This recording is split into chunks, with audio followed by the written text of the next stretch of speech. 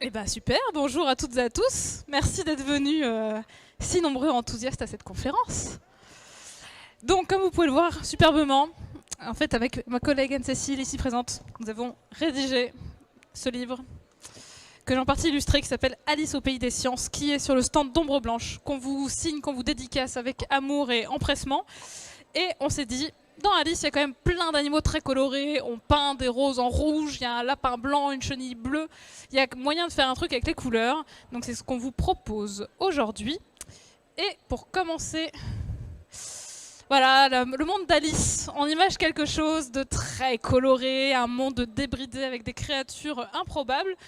Et ce qui est tout de même assez rigolo, c'est que c'est une œuvre vraiment qui a marqué les générations. On y reviendra, mais ça a été traduit dans un nombre de langues inégalé. C'est un univers très coloré, et pourtant, son créateur l'était quand même beaucoup moins. Donc l'idée, c'était de vous raconter un peu la genèse. Alice, il y a deux livres, on n'y pense pas souvent. Il y a donc Alice au pays des merveilles, et de l'autre côté du miroir, et ce qu'Alice y trouva. La plupart du temps, on connaît l'adaptation de Disney, moi la première, et c'est un blougi-blouga des deux livres, en fait. Par exemple, Le Morse et les huîtres, c'est dans le deuxième livre, Le chat et la chenille, c'est dans le premier. Mais voilà, le premier, c'est vraiment Alice qui tombe dans le terrier, qui va découvrir un monde avec plein d'animaux très bizarres. Et dans le deuxième, c'est construit comme un jeu d'échecs. En fait, elle traverse le miroir de son salon, et elle arrive dans un monde où tout est inversé, et où il y a des cases et des personnages de jeux d'échecs. Voilà, donc deux ouvrages, le premier sorti en 1865, le deuxième en 1871. Pour mettre un petit peu de contexte scientifique autour de tout ça, l'origine des espèces de Charles Darwin, c'est pile entre les deux. Voilà, donc une époque qui a été très fertile en matière de découverte scientifique, mais qui reste quand même assez éloignée de nos connaissances actuelles. L'auteur, qui est ce monsieur Charles Ludwig Dodgson de son vrai nom, qui a pris donc le nom de plume de Lewis Carroll. Et dans les personnages, lui, il disait toujours que c'était le dodo. Alors pourquoi ? Parce que ce monsieur souffrait de ce qu'il appelait une hésitation, c'est-à-dire que quand il parlait, il bégayait légèrement, et quand il se présentait, ça faisait dodo Dodgson. Donc le personnage du dodo qu'Alice rencontre au début du premier livre, il aimait dire que c'était son alter ego. Charles Ludwig Dodgson, c'est le fils d'un pasteur, il adorait les mathématiques, et il est tout naturellement devenu professeur de mathématiques au Christ Church College d'Oxford, où il a passé toute sa vie. C'est un personnage du coup qui aimait beaucoup les jeux de mots, le non-sens qu'on retrouve dans Alice, mais c'était aussi quelqu'un de son temps, donc dans une société victorienne qui était quand même assez rigide sur pas mal de codes de l'époque. Donc c'est assez drôle de voir ce contraste entre l'œuvre très colorée et complètement débridée et son créateur qui était beaucoup plus sérieux dans la vraie vie en tout cas. Et Alice, me direz-vous, Alice, d'où est-ce qu'elle sort ? Eh bien Alice Liddell, elle a réellement existé, c'était la fille du chef de Charles Ludwig Dodgson, qui était donc le doyen de l'université.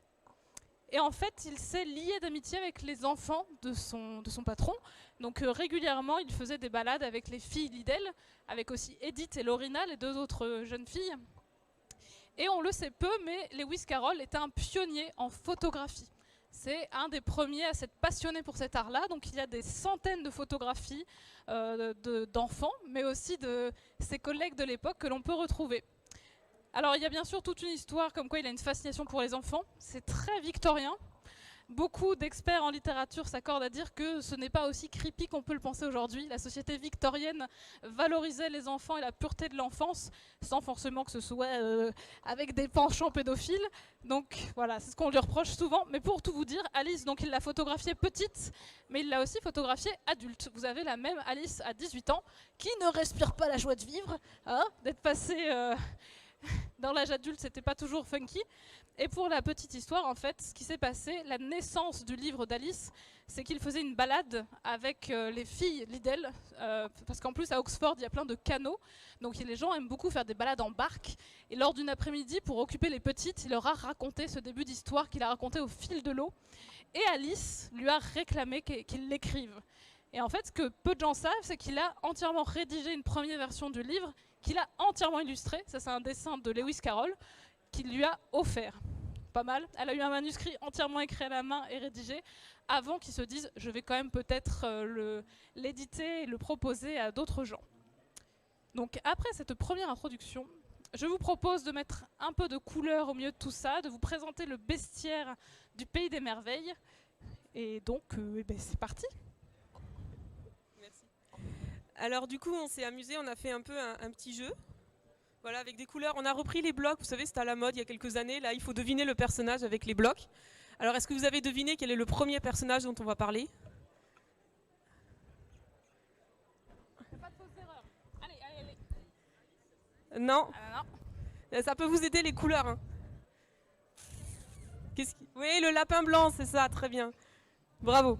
Donc on commence par le lapin blanc, hein, comme dans le livre, au final, Alice va suivre le lapin blanc. Alors, du coup, dans le livre, c'est décrit que c'est un lapin blanc aux yeux roses qui vient passer auprès d'elle en courant. Donc là, je vous ai mis un lapin et un lièvre parce que c'est pas du tout pareil. À un moment donné, elle va voir le lièvre de Mars. Vous voyez, c'est bien deux espèces différentes qui font les deux parties de l'ordre des lagomorphes et pas des rongeurs. Parce que souvent, on se dit, un lapin, ça ronge, ça fait partie des rongeurs, mais non, c'est un autre ordre, c'est un autre groupe, pardon, c'est les lagomorphes. Et du coup, ils se différencient des rongeurs, notamment au niveau des dents. Il y a 4 incisives en haut chez les lagomorphes.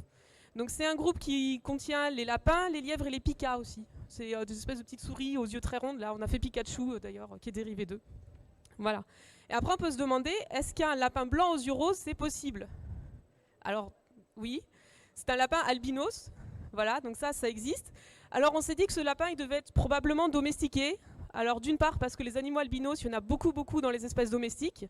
Parce que dans la nature, être albinos, ça pose certains problèmes. Notamment, ces animaux voient moins bien. Ils ont plus de mal à trouver un partenaire, etc. Donc ils survivent moins longtemps. Par contre, dans les élevages, quand c'est l'être humain qui s'amuse à les sélectionner, on a beaucoup plus d'animaux albinos. Donc déjà, ça devait être un lapin domestique, notre lapin. En plus, il est au service de la reine de cœur, donc elle l'avait avec elle, donc ça rajoute des indices. Ou alors, il s'est peut-être échappé d'un laboratoire aussi. Parce qu'on s'est demandé, on a beaucoup d'animaux albinos dans les laboratoires. Et du coup, je me suis demandé pourquoi avoir ces animaux albinos, parce qu'ils ont des problèmes, hein. Ils ont une mutation qui fait qu'ils sont albinos. Du coup, pour étudier certaines réactions chimiques, c'est peut-être pas terrible. Et alors, j'ai trouvé un article d'un monsieur qui disait que c'était au 19e siècle, en fait, quand on a commencé à faire les premières expérimentations sur des animaux, il fallait des lignées un peu domestiquées. Et dans les salons, on montrait beaucoup d'animaux albinos. Alors, c'était à la mode au 19e siècle, donc certainement quand Lewis Carroll a écrit son roman, il a peut-être pensé à ça. Et du coup, quand les chercheurs ont eu besoin d'animaux, ils ont pris ces lignées domestiquées et on a pensé ensuite que l'albinisme donnait une plus grande docilité. En fait, a priori, c'est pas le cas. Mais du coup, la tradition s'est perpétuée. On a des souris albinos, des rats albinos dans les laboratoires. Alors, on peut se demander du coup, qu'est-ce que c'est qu'être albinos? Alors là, c'est un peu plus compliqué parce que quand j'ai vraiment cherché la définition, donc j'ai trouvé dans le dictionnaire que c'était une maladie héréditaire due à un défaut du métabolisme de la mélanine et caractérisée par l'absence totale ou partielle de ce pigment. Donc ça c'est très bien chez les mammifères parce que la couleur est surtout due à la mélanine. Mais en fait, chez d'autres animaux, ils ne sont pas totalement dépigmentés. Par exemple, les reptiles, il y a d'autres pigments, dont des caroténoïdes. Et si vous cherchez des photos de serpents albinos, vous trouverez des serpents qui sont blancs et jaunes, mais ils ne sont pas totalement dépigmentés. Alors, en fonction des auteurs, vous avez soit être albinos, c'est absence totale de pigments. Du coup, ça peut marcher même chez les plantes. Voilà, des plantes complètement dépigmentées qu'on va dire albinos. Pour d'autres, c'est vraiment absence de synthèse absence de mélanine. Donc, du coup, un problème au niveau de la création de la mélanine. Voilà. C'est pas clair. En tout cas, en général, les animaux albinos ont les yeux rouges. Dans notre tête, c'est ça. Mais certaines formes d'albinisme, les animaux n'ont pas les yeux rouges. Donc voilà, c'est vraiment... bon, c'est compliqué. En tout cas, l'absence de pigments, ça donne les yeux rouges. Ça peut aussi vous donner des choses très jolies parce que du coup, on voit les vaisseaux sanguins derrière. Donc ça vous donne des dauphins roses, par exemple. Vous chercherez sur Internet, voilà. Des dauphins roses, ça existe. C'est pas parce qu'on a pris des substances, hein, on peut voir des dauphins roses. C'est juste comme ils sont dépigmentés, on voit le sang, on voit les vaisseaux sanguins derrière. Et c'est pour ça qu'ils apparaissent roses. Alors, on peut aussi différencier l'albinisme du leucisme. Là, je vous ai mis un écureuil leucique ici. Donc là, en fait, lui, il a eu un problème au niveau de la création des chromatophores. Donc les chromatophores, c'est les cellules qui vont donner après la couleur. Et donc là, le problème, c'est pas au niveau de la synthèse des pigments, c'est au niveau de la création de ces cellules dans lesquelles a lieu la synthèse des pigments. Et ça, en fait, elles vont, soit au moment du développement embryonnaire, elles vont avoir des problèmes pour migrer, elles vont pas être partout. Donc du coup, soit vous avez des animaux entièrement blancs, ou là, il a quand même un peu de roux, hein. Donc c'est surtout le corps là où il y a eu un souci. et par contre les yeux sont bleus. Voilà, c'était un peu pour faire la différence, mais pour faire simple, globalement, albinos, ils sont blancs aux yeux rouges, et sinon, c'est plutôt des animaux leuciques. Donc maintenant qu'on en sait un peu plus sur notre lapin blanc, je vous propose de le suivre et d'aller rencontrer un autre personnage. Alors, nouveau code couleur. Qu'est-ce que ça vous inspire? Alors, j'entends un chat. Ce n'est pas le chat. La chenille. Alors oui, on a honteusement repris les illustrations de Walt Disney, 1951, parce que ce sont celles qui ont sans doute le plus marqué la culture populaire. Alors, cette chenille. La question première, c'est est-ce que des chenilles bleues, ça existe? Alors, on a farfouillé parmi les espèces de papillons. On vous a fait une petite sélection, pas piquée des hannetons, si j'ose dire. On a celle-ci. Regardez cette magnificence, ces petites bouboules hérissées sur le dos. Sublime. C'est donc la chenille de la Saturnie cecropia, qui est donc le plus grand papillon d'Amérique du Nord, et qui, voilà, à son stade de développement, a ses couleurs vives, sans doute pour faire comprendre aux prédateurs qu'il ne faut pas la croquer, hein, ça va souvent avec, qui est déjà pas mal. Ensuite, on a la cornue du noyer, qui est ici. Alors là, comme ça, vous me dites, oui, bon, là, rien de... Mais, voilà, ça pète un peu quand même. Hein. En plus, elle a ses petits picots, là, voilà, elle est assez stylée. Et elle est de belle taille, hein, si vous voyez par rapport à la taille de la main, c'est quand même une chenille d'une quinzaine de centimètres. Mais tout ça, ce sont des espèces américaines. Il me semble que la cornue du noyer, elle n'est pas chez nous. Je ne sais plus, j'ai un vieux doute. Mais en local, on a le diloba à tête bleue ou le double oméga qu'on trouve par chez nous.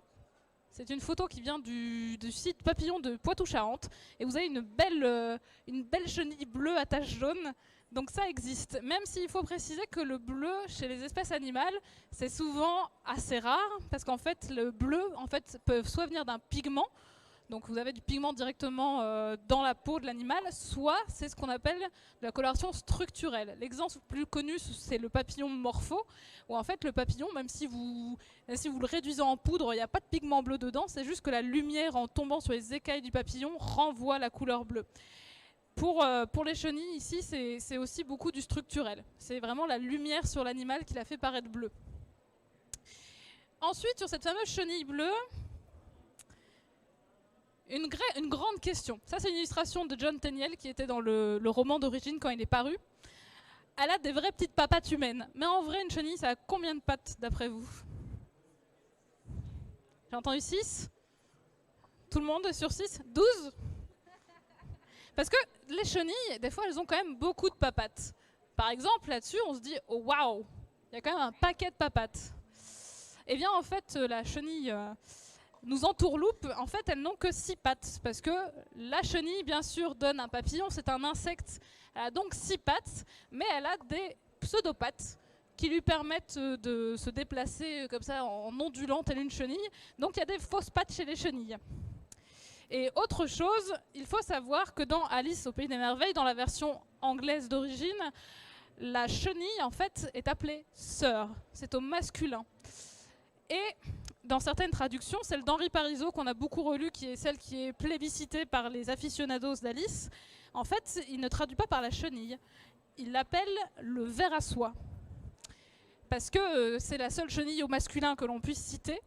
Donc je me suis dit que c'était l'occasion de parler un tout petit peu du Bombyx du mûrier, qui est donc le papillon qui émerge du ver à soie, et qui est un animal assez fascinant. Vous avez une planche ici, d'une dame du XVIe siècle qui s'appelle Maria Sibylla Merian, qui a documenté le cycle de vie de cet animal-là, parce que jusqu'à son époque, la métamorphose des papillons, c'était quelque chose de très obscur.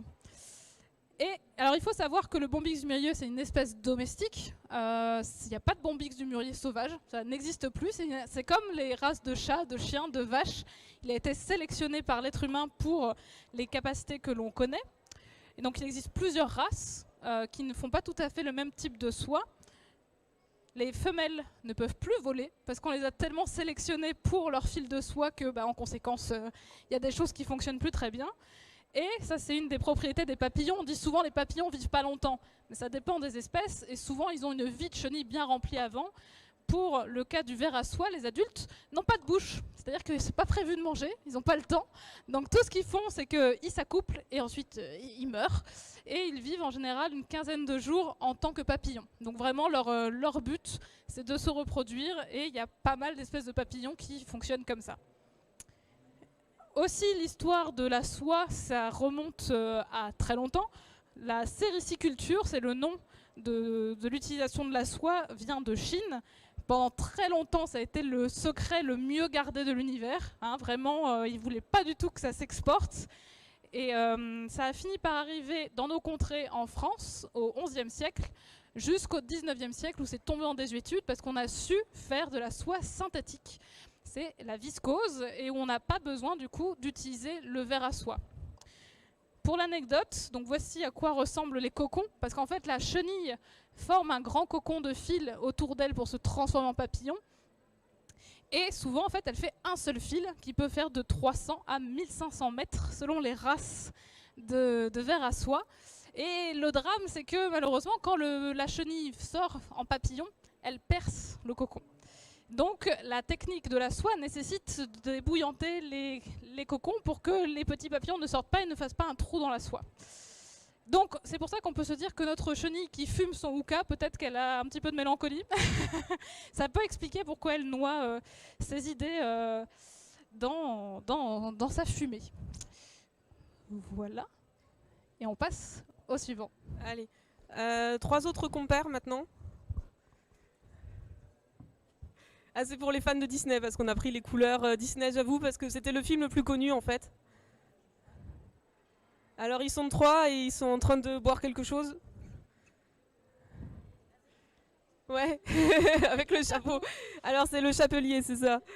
Donc cette fois-ci on va parler du chapelier, du lièvre de Mars, et ça c'est le Loir qui ressemble beaucoup à des souris dans les adaptations d'ailleurs. On va parler un peu des couleurs du thé. Parce que dans Alice, le thé, il est quand même très très présent. La Tea Party, elle est bien connue. Hein, ce pauvre chapelier condamné à boire son thé tout le temps. Est-ce que vous connaissez les couleurs du thé? Parce qu'on a différentes sortes de thé et on les a un peu classées par couleur. Donc là, j'en ai mis 7. Alors globalement, il y en a 6. Et il y en a un, bon, je l'ai mis en plus parce que c'est un autre type de thé. Est-ce que vous y arrivez? Alors, thé blanc, on entend. Ouais, thé blanc, noir, vert. Rouge, ouais, c'est le thé noir. Alors voilà, c'est ça. Le thé rouge, pour les Chinois, c'est notre thé noir. Voilà, mais qu'ils appellent aussi thé rouge. Il y a aussi un vrai thé noir, c'est le pu'er. Je sais pas si. Non? Ok. Ah, il y en a qui connaissent. Il y a des amateurs de thé. Alors du coup, peut-être les amateurs de thé, autre couleur entre le thé vert et le thé noir. Il y a le thé fumé, voilà, ça c'était la case en plus parce qu'on peut fumer du thé vert ou du thé noir, mais ouais, il y a le thé fumé. Et entre thé vert et thé noir, au niveau de l'oxydation, les oolong ou wulong, vous avez déjà entendu parler, qui ont dit thé bleu aussi. Et un qu'on ne connaît pas en France, là je vous ai mis les couleurs, c'est le thé jaune.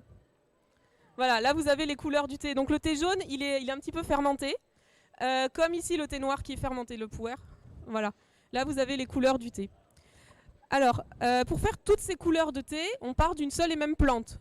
Vous savez ce que c'est ? Vous êtes jamais demandé ce que vous étiez en train de mettre dans votre tasse là? Un théier, ouais. Et c'est quoi comme plante? Ah, on a entendu camélia. Ouais, c'est ça, ouais, un camélia. Alors c'est un camélia.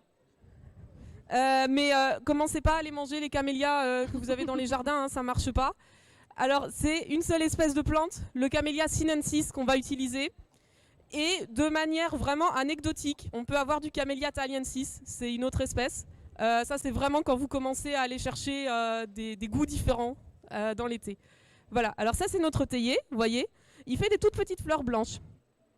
Donc on ne l'a pas sélectionné pour ses fleurs, lui on l'a vraiment sélectionné pour du coup le goût des feuilles qu'on pouvait faire infuser. Donc ça c'est un camélia sinensis, un camélia de Chine. Là vous avez des camélias japonica, c'est ceux qu'on connaît beaucoup dans les jardins, qui ont des fleurs qui vont du blanc au rouge, en passant par toutes les nuances. Vous avez vu aussi, il y a différentes formes, avec plus ou moins de pétales, on peut les avoir panachés, etc. Alors pour la petite histoire, l'Europe a découvert le camélia du Japon, donc celui-là, au XVIIIe siècle, en fait, quand un capitaine anglais a voulu casser le monopole des Chinois, parce que c'est les Chinois qui fabriquaient du thé, et qui le vendait à l'Angleterre, qui commençait à vraiment beaucoup aimer le thé. Et en fait, il a essayé d'acheter des plants. On lui a vendu des plants, très très chers. Il les a plantés, rentré en Angleterre, il les a plantés, ça a poussé, il s'est dit chouette, ça y est, on va avoir des théiers. Et en fait, quand ça a commencé à fleurir, il n'avait pas ces petites fleurs-là, hein. Il avait des grosses fleurs. Alors on nous dit pas la couleur, mais en tout cas, quand ils ont vu les fleurs, ils se sont dit, on s'est fait avoir. Ils ont eu des camélias du Japon. Mais alors, c'était pas pour rien, parce qu'en fait, au 19e siècle, l'Europe s'est prise de passion pour ces camélias. Les gens aimaient bien avoir des fleurs à la boutonnière à l'époque, et l'avantage, c'est que ces fleurs ne sentent rien. D'ailleurs, on voit beaucoup de gens, il y en a à côté du muséum, des gros camélias, et on voit les gens qui s'arrêtent pour les sentir, ils sont à chaque fois très déçus, parce qu'on se dit une si belle fleur, bah non, elle sent rien du tout. Donc les gens se mettaient à la boutonnière ces fleurs, et c'est devenu vraiment la grande mode. L'impératrice Joséphine, la femme de Napoléon Ier, en avait dans son jardin. C'était tellement célèbre qu'on a écrit des romans dessus. Vous avez peut-être entendu parler de la Dame aux camélias, voilà. Qui avait un camélia blanc à la boutonnière, sauf quelques jours par mois où elle était indisposée, et à ce moment-là, elle était rouge. Enfin, du moins, c'est ce qu'on dit. Ce roman est devenu tellement célèbre qu'Alexandre Dumas fils, qui l'avait écrit Camélia avec un seul L, alors que l'orthographe était Camélia avec 2 L. Mais c'était tellement célèbre que l'orthographe est restée. Maintenant, vous pouvez l'écrire comme vous voulez, un L, 2 L, les deux sont autorisés. Voilà, donc pour l'histoire des camélias, donc nous, on va parler de celui-là qu'on utilise pour faire du thé. Alors, la couleur du thé que vous avez dans la tasse, c'est dû aux polyphénols qui sont dans les feuilles. Et plus ils vont être oxydés, plus ils vont tendre vers du rouge ou du sombre. Là, je vous ai mis les différentes étapes. Alors, c'est vraiment les grandes lignes, parce qu'en fonction des types de thé que vous allez acheter, vous avez ces étapes-là, mais avec des temps différents, avec des fois des ordres un petit peu différents. Un thé vert de Chine ne sera pas fait de la même manière qu'un thé vert du Japon, notamment au moment des étapes de séchage. Pardon. Donc, le thé blanc qu'on achète, on cueille les feuilles et on les sèche, et c'est fini. Le thé vert, il va y avoir un tout petit peu au moment du flétrissage, ça va légèrement s'oxyder, et c'est ce qui va nous donner notre thé vert. On va ensuite le sécher pour arrêter l'oxydation. Le thé jaune, comme je vous disais tout à l'heure, celui-là, il est fermenté. Donc en fait, ce qu'on va faire, on va cueillir les feuilles, on va les faire sécher, et on va mettre des linges humides. Ça va commencer une fermentation qu'on va arrêter, et c'est ça qui va donner la couleur jaune et le goût un peu particulier de ce thé. Donc le thé bleu, lui, il est entre le thé vert et le thé noir, il va avoir une semi-oxydation, il va être un petit peu oxydé avant de le faire sécher. Bon, le thé noir, on le connaît, c'est oxydé. Donc c'est bien oxydé, hein, parce qu'il y a de l'oxygène, il n'est pas fermenté. Celui qui est vraiment fermenté, c'est celui-là, le pu'er. Alors celui-là, il est rigolo parce qu'en fait, après le séchage, on va le presser en galette. Parce qu'à l'époque, il était utilisé pour être transporté, donc il vient des montagnes. En fait, il le transportait dans des sacs, donc il l'avait mis en galette. Et les gens ont découvert que ça donnait un goût intéressant au thé. Donc les galettes sont mises dans des caves d'affinage et ça peut rester affiné 50 ans. Et ça donne des pu'ers qui sont très très chers. Voilà. Et après, vous avez tous les thés fumés, où là, du coup, on va fumer les feuilles de thé, après les oxyder et les sécher. Voilà. Donc ça, c'est les différentes couleurs du thé. En fait, on nomme les thés par les couleurs. Donc du coup, on a dit qu'on ne pouvait pas ne pas en parler. Et en parlant du thé, je vais vous parler un peu du chapelier aussi. Donc ça, c'est le chapelier dans la version de Tim Burton. Donc il était fou. Je ne sais pas si vous savez pourquoi les chapeliers étaient fous au 19e siècle. Alors Lewis Carroll, il n'a pas inventé. Hein. Pourquoi il a choisi un chapelier fou? Parce qu'il y avait une expression qui disait « mad as a hatter ». Donc fou comme un chapelier. Et alors pourquoi? Une des réponses, ce serait parce qu'à l'époque, les chapeliers, en fait, étaient complètement intoxiqués avec du mercure. Et oui, parce que on prenait du mercure pour faire du feutre. Là, vous avez du feutre qui est ici. Donc pour faire du feutre, on va en fait entremêler des poils d'animaux. Alors avant, on prenait beaucoup de castors. Donc on a commencé à tuer tous les castors européens. Heureusement, on a découvert l'Amérique, on a commencé à tuer tous les castors américains. Et au bout d'un moment, quand même, le castor, la peau de castor, ça venait d'Amérique, c'était cher. Donc ils ont trouvé autre chose. Donc on prenait des poils de lapin. Mais le lapin, ça se feutre pas aussi bien. Donc ils ont trouvé une nouvelle technique qui s'appelait le secrétage, dans lequel on mettait du mercure dissous dans l'acide nitrique. Un super bon cocktail. Alors les gens étaient complètement intoxiqués, surtout les fouleurs qui touillaient la cuve avec les poils et la solution. Donc le mercure, en fait, ça c'est pas bon pour la santé, hein, ça vous pose des problèmes, notamment des problèmes au niveau bucco-dentaire. Vous avez des abcès, des choses comme ça. Ça va colorer les ongles. Alors là, on le voit un petit peu. Alors ça les colore pas en orange, mais ça provoque des lésions sur les ongles, etc. Ça provoque aussi des troubles d'humeur, des gens qui vont changer d'humeur, qui vont devenir très expansifs, au contraire très calmes, etc. Donc c'est pour ça qu'on disait fou comme un chapelier. Et alors en fait, d'utiliser cette solution de secrétage, apparemment colorer les poils de lapin en orange. Et ce serait pour ça, d'après ce que j'ai trouvé, que Johnny Depp a choisi d'avoir les cheveux orange, justement pour rappeler ce mercure qui était utilisé. Donc c'est pour ça qu'il a décidé d'avoir ses cheveux orange. Peut-être pour ça aussi d'avoir aussi les doigts colorés pour montrer en fait cette intoxication au mercure. Donc maintenant qu'on a bien pris le thé, je vous propose d'aller vous balader un petit peu avec nos prochains personnages. On va se balader en bord de mer. Alors pour le coup, là j'avoue, je vous pose un peu d'école parce que ce sont des personnages qu'on ne voit quasiment dans aucune adaptation d'Alice au Pays des Merveilles. Mais je me suis dit que c'était l'occasion de vous les faire découvrir. Alors, il y a de la musique. On les aperçoit dans le Disney à un moment donné. Qu'est-ce que ça vous évoque? Des animaux tout rouges et puis d'autres qui sont plus dans les verts marrons. En bord de mer. Des écrevisses, on n'est pas loin. Les homards. En effet, il y a toute une partie qui s'appelle le quadrille des homards. Il y a même une chanson qui est dédiée. Allez, je vous révèle tout ça. Et l'associé qui est... Donc vous avez cette séquence-là à un moment donné avec le dodo. Et ils font une danse où ils tournent en rond pour se sécher. Et il y a des homards. La course saugrenue, c'est au tout début du dessin animé. Et ça, c'est un extrait du dessin animé japonais. Il y a un dessin animé japonais, une série Alice au Pays des Merveilles qui date de 1983. Avec nos homards qui sont tout rouges. Et ici, c'est un personnage qu'on ne retrouve quasiment dans aucune adaptation. C'est la tortue Fantasy. On va en parler un peu plus en détail. Alors, du coup, qu'est-ce qu'on peut dire de ces braves animaux? Le homard. Alors, d'après vous, le homard, est-ce que c'est vraiment rouge? Quand on le cuit, exactement. Mais si vous tapez homard sur Internet, il n'y a que des images de homards rouges. Dans la vraie vie, un homard, sauf s'il se fait cuire, il n'est pas rouge. En fait, je vous ai remis aussi une différence, comme ça vous avez le homard ici, en bleu, et une langouste. La différence, vous connaissez la différence entre le homard et la langouste? Je vois qu'il y a des mimes là-bas. En effet, ce sont les pinces. Ce sont des animaux qui ont 10 pattes, mais les homards ont une paire de pattes qui a été modifiée en pince. Les langoustes n'ont pas de pince. Ce qu'il faut savoir, c'est que ceci est un superbe schéma. En fait, dans la peau des homards, il y a deux substances qui interagissent. La crustacyanine, qui est une protéine, et un pigment, l'astaxanthine, qui fait partie des caroténoïdes dont on parle et qui donne des couleurs orange. Les caroténoïdes, c'est ce qu'on retrouve dans les carottes, le carotène, etc. Et vous avez les deux qui sont en interaction. La protéine, du coup, est vraiment liée à cette astaxanthine. Et l'animal est donc bleu-vert toute sa vie. Sauf que les protéines sont sensibles à la chaleur. Donc, si vous mettez l'animal en contact avec le feu, en fait, ça détruit la liaison entre ces deux substances.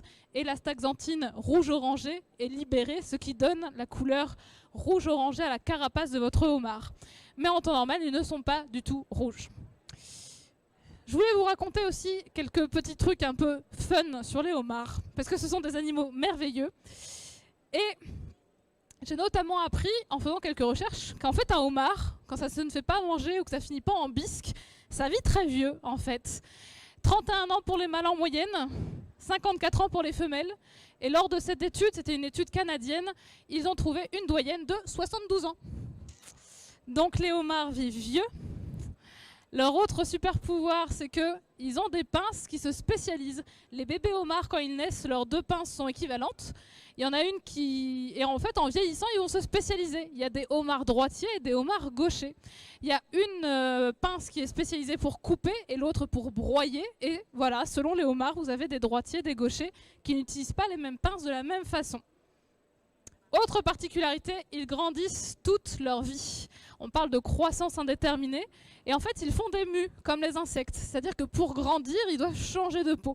Ce qui se passe aussi, c'est que s'ils ont perdu un bout de pince ou un bout de patte au combat, ils peuvent la faire repousser. Alors des fois, ça prend plusieurs mues, donc ça prend plusieurs mois, voire années. Mais ils peuvent faire repousser des petits bouts, ce qui est quand même plutôt pratique. Et enfin, on n'y pense pas forcément parce qu'on se dit c'est des crustacés, ouais, niveau soins parentaux, c'est pas foufou. Eh bien, en fait, détrompez-vous, après l'accouplement, en fait, la maman homard qui a ses œufs fécondés les garde bien cachés sous sa queue pendant 9 à 11 mois. Et en faisant ça, elle les protège et ça évite que d'autres prédateurs, poissons ou autres, mangent les œufs.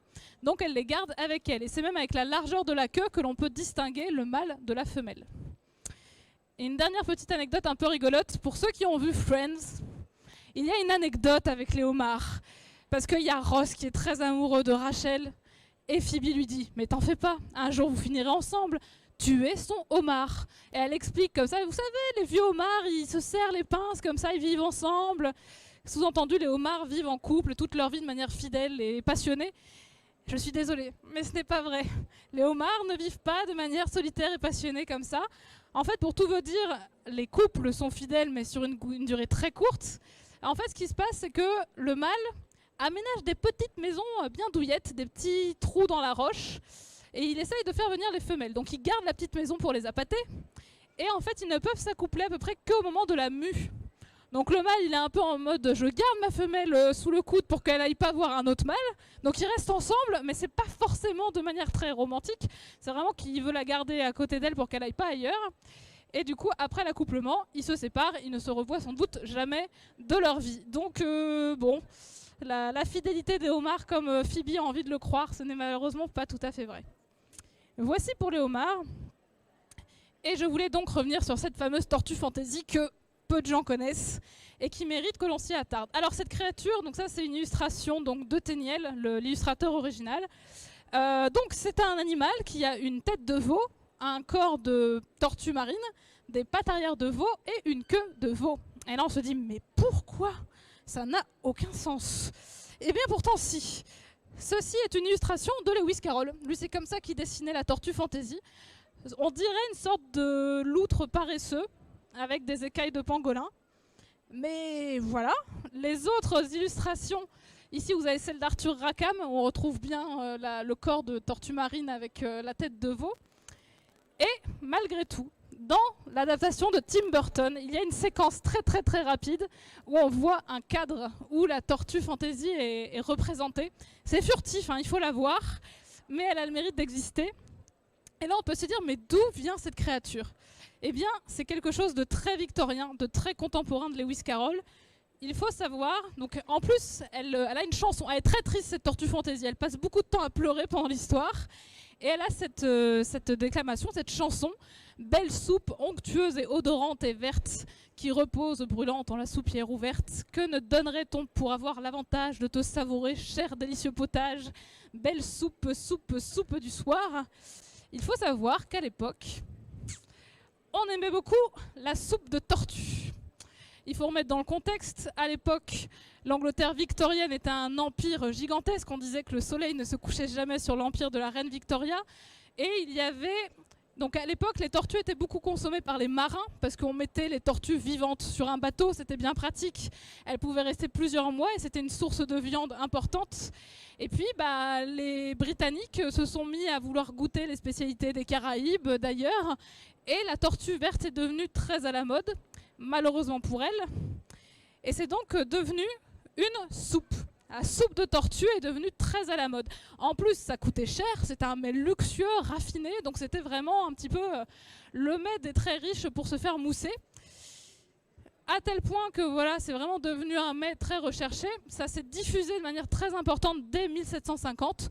Les aristocrates voulaient tous avoir leur soupe de tortue à la carte parce que ça montrait qu'ils avaient les moyens de se le payer. En plus, c'était très difficile à préparer. Sauf que les tortues, vous le savez sans doute, elles sont à peu près matures sexuellement vers 20-30 ans. Même si elles font des centaines d'œufs, il y en a très peu qui arrivent jusqu'à l'âge adulte. Donc quand on décime des populations, ça baisse assez rapidement.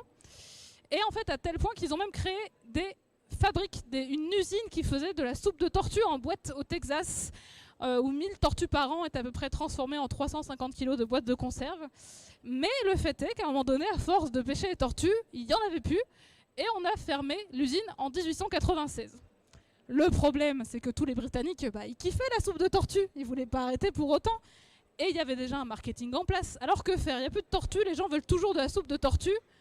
On n'a qu'à faire de la fausse soupe de tortue. Remplaçons la tortue par une tête de veau. C'est devenu du coup la Mock Turtle Soup. Le personnage s'appelle la Mock Turtle. Donc c'est une fausse soupe de tortue. Ça restait quand même très bien vu. En plus, c'était quand même toujours difficile à préparer. Donc ça restait quand même assez prestigieux. Donc là, vous retrouvez notre mélange d'animal. Un corps de tortue verte avec des bouts de veau qui vont avec. Donc c'est vraiment pour illustrer cette tendance de cette soupe refaite. Et pour vous dire à quel point c'était très bien vu, ceci est un menu du Nouvel An 1853 qui a été donné au Crystal Palace. Moi, c'est quelque chose que je trouve assez fascinant. Si vous regardez bien, au menu, il y avait donc une soupe de mock turtle avec de la julienne et du lièvre. Et en fait, ce dîner, il est un peu incroyable. C'est un dîner qui a été donné dans les premières sculptures de dinosaures du monde qui ont été créées. Ceci est censé être un iguanodon. Ça ne ressemble pas du tout à un iguanodon comme on le représente aujourd'hui, mais c'était révolutionnaire. C'était des grandes statues échelle 1 donc, qui ont été créées pour Crystal Palace en Angleterre. Et ce dîner donc, était vraiment avec tout le gala de l'époque. Il y avait notamment Richard Owen, son nom est affiché ici, qui était le directeur du Muséum national du Muséum d'histoire naturelle de Londres, qui a fondé la paléontologie, si on peut dire. Et il y avait, voilà, et se dire qu'en entrée, il y avait de la mock turtle soup dans ce dîner très chic, ça montrait que c'était vraiment quelque chose d'actualité. Et voici. Merci. Allez, dernier... je ne peux pas vraiment dire personnage, est-ce que vous avez deviné pour celui-là? Ouais, j'ai entendu, ouais. Les rosiers, c'est ça, exactement. Donc c'est les roses dans Alice, vous savez, ces roses qui sont blanches et que les pauvres jardiniers essayent de peindre en rouge. Voilà, parce que Alice, en fait, quand elle rentre dans le jardin de la reine, elle trouve ces 3 jardiniers en train de s'affairer parce que la reine voulait des roses rouges et ils ont planté des roses blanches. Donc ils sont en train de les peindre pour pas qu'elle le voie parce que sinon elle va leur couper la tête. Ça, c'était pour vous parler un petit peu de la couleur des fleurs. Voilà. On va revenir un peu sur les couleurs parce que dans Alice, il y a pas mal de fleurs. Dans le premier livre, il y a ces roses qui sont blanches puis peintes en rouge. Dans le deuxième livre, elle rencontre le jardin des fleurs vivantes où elle va parler avec une rose, avec un lys, etc. C'est quand même à la mode. Qu'il y a dans le dessin animé d'ailleurs. Qu'il y a dans le dessin animé, oui. Et où oui, elles sont très désagréables avec elle d'ailleurs. Comme la plupart des personnages. Comme tout le monde. Du coup, on pourrait se demander un peu d'où vient la couleur des fleurs. Alors, comme l'a dit Agatha tout à l'heure, en fait, il y a 2 choses. Soit c'est une couleur structurelle. Alors, il y a quelques fleurs qui le font. C'est la couleur où, en fait, la lumière est renvoyée. Enfin, la lumière arrive sur là, la surface des pétales. Et en fait, ils vont avoir une forme particulière qui font que certains faisceaux vont être renvoyés, d'autres vont être un peu réfléchis selon un angle différent. Et ça vous donne ce phénomène irisé. Donc ça, on l'a chez quelques fleurs. Mais ce qu'on a surtout, c'est de la couleur pigmentaire. Donc avec des pigments qui vont donner la couleur des fleurs. Beaucoup de pigments sont situés dans la vacuole. Donc là, je vous ai mis une cellule végétale. Vous avez le noyau et la vacuole, c'est ça, c'est cet organique qui est là. Voilà. Et c'est là-dedans qu'on va trouver des pigments. Alors, au niveau des pigments floraux, on a des caroténoïdes. Donc c'est tout ce qui va donner du jaune, orange, rouge. Voilà, qu'il y en avait chez les homards d'ailleurs. Voilà, c'est ces caroténoïdes qu'on va retrouver. On va retrouver les bétalaïnes. Donc là, c'est issu, on les a nommés comme ça parce qu'on les a identifiés grâce aux betteraves. Ça va vous donner des jaunes orangés, orange, rouge et violet, mais le violet de la betterave. Et enfin, vous avez parmi les flavonoïdes, vous avez les anthocyanes. Alors ceux-là, on les connaît bien parce qu'il y en a quand même beaucoup. Les anthocyanes donnent du jaune, du bleu, du violet, du rose, du rouge, donc quand même une grosse palette de couleurs. Alors ce qui est très très rigolo, c'est que les anthocyanes vont réagir au pH en fait. Donc là, je vous ai mis une petite infographie en anglais. Ce qui m'intéressait surtout, c'était les couleurs qui sont là. Donc en fait, en milieu très acide, les anthocyanes sont rouges, après passent au rose.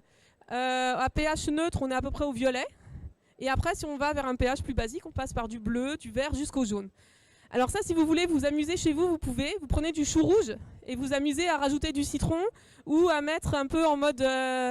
vous mettez du bicarbonate, il devient bleu. Si vous avez regardé Top Chef au début de la saison, il y a une fille qui a fait ça voilà, avec sa petite soupe. Non, c'était un dessert, je crois qu'elle avait fait. Donc on peut s'amuser à faire changer de couleur. Prenez bien du chou, parce que si vous prenez de la betterave, ce sont des bétalaïnes et ça ne marche pas. Voilà, comme ça vous pouvez vous amuser avec les pigments végétaux. Alors, est-ce qu'on peut s'amuser à faire un peu changer de couleur les fleurs?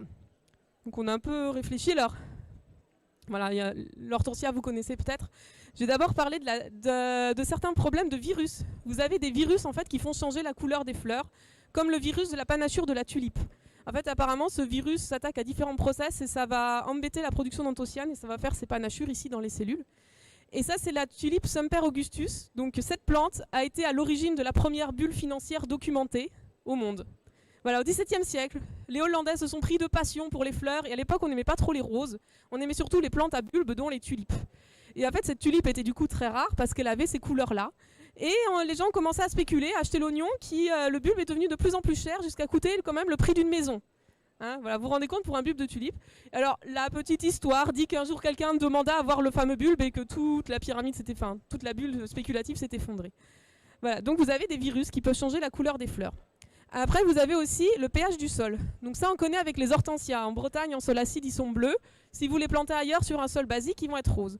Donc ça c'est lié vraiment au pH du sol et aussi à la disponibilité en ions aluminium. Donc vous avez plusieurs ions qui sont utilisés aussi dans le process pour synthétiser la couleur. Mais globalement en sol acide, la plante arrive à les capter. Voilà. Donc si vous voulez faire des blagues aux gens, vous pouvez changer le pH du sol. Bon, je sais pas, c'est facile à faire, mais donc ça donne ça. Vous allez avoir aussi des plantes qui vont changer de couleur au cours de leur vie. Donc là, je vous ai mis la pulmonaire que vous pouvez trouver aux alentours de Toulouse. Quand les fleurs commencent à s'ouvrir, elles sont roses et après en vieillissant, elles vont passer au bleu. Donc ça en fait c'est lié vraiment au pH, donc c'est des anthocyanes. Au début le pH est acide dans la fleur et devient plus basique. Vous avez aussi des fleurs là qui vont changer de couleur quand elles ont été pollinisées. Là on est sur le châtaignier, c'est jaune et quand ça a été pollinisé c'est rouge. Voilà. Alors, très vite parce qu'on arrive à la fin, la couleur des roses. Donc la couleur des roses, elles sont du blanc au rouge avec différentes nuances. Hein. Les jaunes, elles nous arrivent de Chine. C'est comme ça qu'on a pu le faire après. Par contre, elles n'ont pas de bleu. C'est très difficile à faire. Alors il y a des firmes qui dépensent des millions pour essayer de faire des roses bleues. Là, vous voyez, par croisement naturel, ça donne ça, c'est violet. Et ça, c'est la rose de Suntory qui a dépensé 2 millions quand même de dollars pour essayer de la faire. Ils ont pris, c'est une rose transgénique. Ils ont pris un gène d'une autre plante parce qu'en fait, la plante n'a pas les réactions chimiques nécessaires pour transformer les anthocyanes du coup en couleur bleue. Et en fait, elle est violette, hein, ça va pas trop marcher, 2 millions pour ça. En fait, ce serait lié au pH des pétales, qui du coup garde pH acide et ça reste un peu violet. Et alors pour finir, cette couleur des fleurs, c'est pas là pour faire joli et pour nous plaire à nous. En fait, beaucoup de plantes dépendent des insectes pour se reproduire. Et la fleur est l'organe de reproduction des plantes. Donc certaines émettent dans l'ultraviolet que nous on ne peut pas voir, mais que les insectes voient très bien. Et vous voyez, c'est surtout au niveau, là, ici, des pièces de reproductives. Donc ça guide les insectes, c'est des guides à nectar qui vont vers le nectar et du coup se couvrent de pollen. Là, il y a un petit tableau qui représente bien à quoi servent les couleurs en fait. Donc vous avez des couleurs qui vont être adaptées, il n'y a pas que les couleurs, il y a la forme aussi, l'odeur, etc. Mais qui vont être adaptées à un type de pollinisateur. Les oiseaux voient très bien le rouge, les insectes ne le voient pas. Donc les plantes pollinisées par les oiseaux vont beaucoup être rouges, celles par les insectes vont être plutôt violettes, roses, etc. Si elles s'ouvrent la nuit, on sera plutôt sur du blanc parce que ça se voit bien dans le sombre. La couleur, ça peut aussi permettre d'imiter d'autres plantes qui ont du nectar. Et du coup, les plantes qui n'en ont pas, elles attirent les insectes qui viennent et qui sont un peu trompés. Là aussi, vous voyez, elles vont imiter des femelles insectes. Donc les abeilles solitaires, les mâles vont essayer de s'accoupler avec elles.